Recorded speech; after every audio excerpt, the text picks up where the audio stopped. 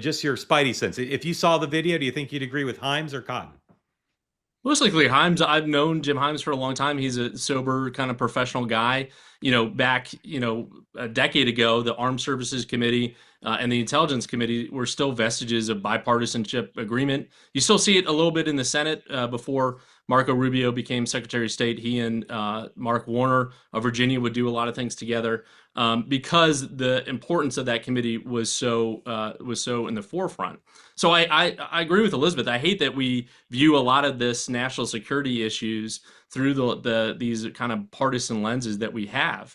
I think one of the solutions would be to have Admiral Bradley, testify in open committee to the point, Yeah. Where he's not releasing operational details or anything that's classified, and so that the American people could also see that second video in terms of the follow-up strike as well, not just that initial video Yeah. that the members saw today. So I think the president is all about transparency, and I agree with him. And I think that might be the next step because you still have this kind of polarized view based on what the conversations were behind closed doors today between the members.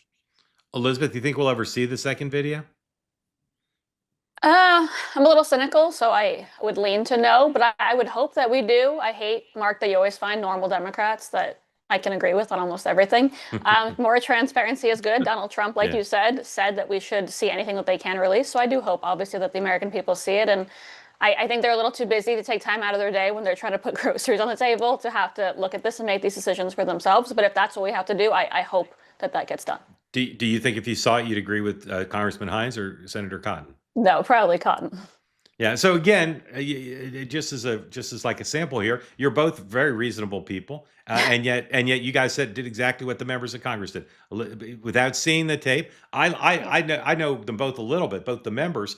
I wouldn't think either of those guys. Not only wouldn't they lie in a case like this, and of course the tape could come out, but I don't even think they'd shade. We're not dealing with give examples, probably get myself in trouble. This is not Adam Schiff and I don't know who should I give on the other side. Like old MTG.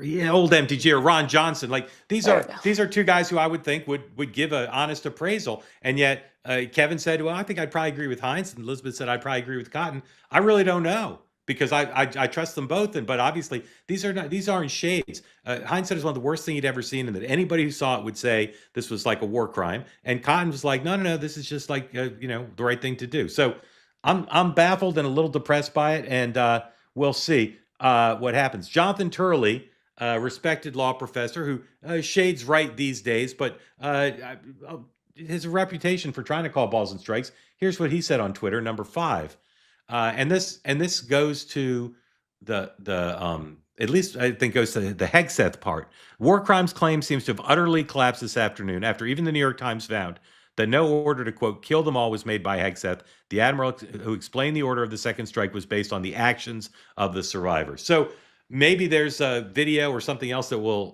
contradict, but I doubt it because that'd be a pretty ballsy thing to do if there's evidence that it's contradicted. This second tap was intended to follow through on the prescribed mission sanctioned by lawyers, which was to say we got to destroy this boat and destroy its contraband, and we have to make sure it doesn't get shifted to another ship. And if that's the case, I won't say much ado about nothing, but we got to go back to accountability here and transparency. The Washington Post's original story that set this off seems not to have been right. Now, it could be their sources were wrong, and I tell people all the time, if Kevin and Elizabeth texted me separately and said, J.D. Vance is resigning, and I said, well, you guys pretty sure? And they both said yes, and then he didn't resign. Is that on me? Well, I guess. But if they're two quality sources like these two, and by the way, they both leaked to me like crazy, then who's wrong?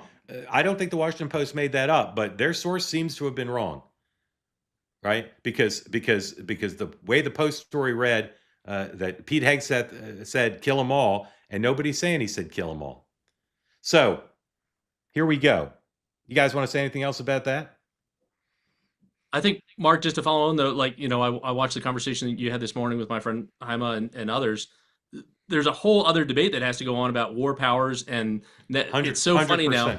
to see Congress now reasserting itself after decades of just ceding so much power and control to the executive, both Republicans and Democrats, and now their head comes up because of the salaciousness of this video, is really something. And there needs to be actual accountability, whether it be a Democrat or a Republican, as the chief executive. And I think it's a problem for Democrats to kind of narrowly weave this, where we can't be the party defending narco terrorism. I support taking these folks off the battlefield to some degree in terms of making sure that fentanyl is not coming across the border, but there just has to be that accountability element to it. Yeah. The Democrats can't be seen as the party of defending this idea. Totally agree. I was on the radio with Sean Hannity today, and I kept saying, Sean, I'm not saying I'm against this, and I'm not saying I'm for narco terrorism. What I'm saying is there should be a debate about this, because Congress is supposed to be declare war, and this is like a war. And all the presidents, it's not a Trump thing. Every president, it's back to Bush.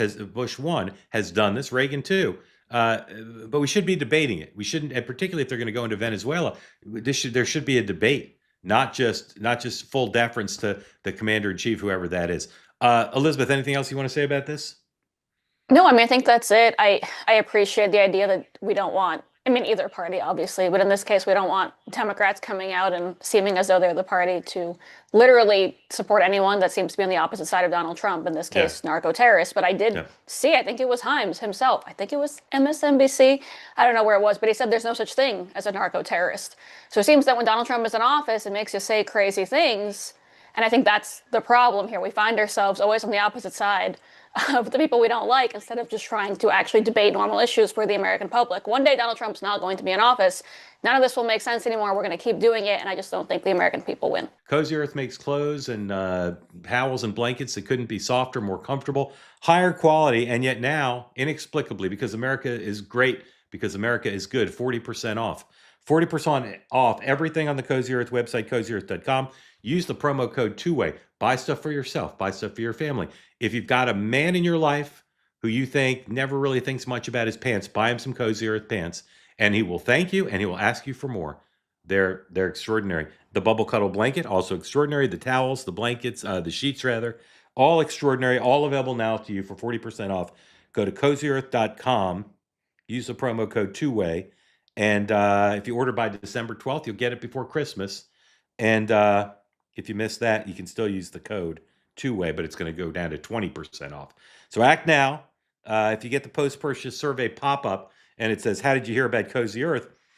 Don't put in, don't remember. Don't put in, I think it was on the radio. Put in, you heard about it on TWOWAY. Give the gift of comfort that lasts beyond the holidays and carries into a cozy new year. They say that something that's easy is like a walk in the park. Well, easier than a walk in the park, hit the subscribe button, be part of the TWOWAY community, never miss an episode, be part of our conversations. Thank you for your service to America. And don't forget, you can now listen to the morning meeting and TWOWAY tonight on Apple, Spotify, or wherever you get your podcasts.